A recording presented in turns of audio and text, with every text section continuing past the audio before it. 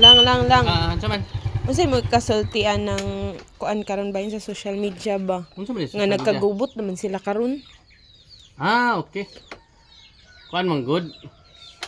Daghan kay nasuko karon gumikan kay ano po ginana nila si tatay. Daghan kay naka-idolo ni tatay man good. Dako kay sag ambag diri sa Pilipinas. Bisan ako idolo na ko sa tatay. Nasuko gid ko nila gyud. Anong gibuhat na nila? Was lay utang kabubuton. Sayop gid kay nila gyud. Si tatay grabe nga pangandoy sa Pilipinas para lang mulambo. Para peaceful, no? Sa una suri-suroy ka, grabe daghan kay mga drugs na mga kriminal karon. Pag saya nga posisyon, okay kay andagan. Bisig asa ka padulong kalye. Walay manghilabot. Pero karon nga panahon, lisod kayo namalik na sila. Dapat ilang lang taon gyud, pero ang mga tao karon dili na mauto-uto. Kay ngano man, naanay social media. Unya makita na nimo kung silang dagan. Kung nagtinarong bagid sila. Muna karon ang mga tao kabalo na.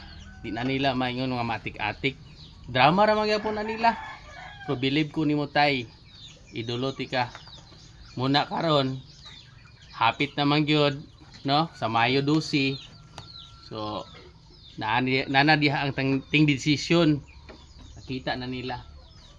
O kita mga botante, dapat mahibalaan ninyo.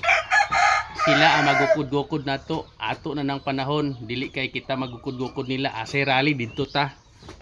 Muna atong lang taon, kita ang gamhanan ana during sa eleksyon.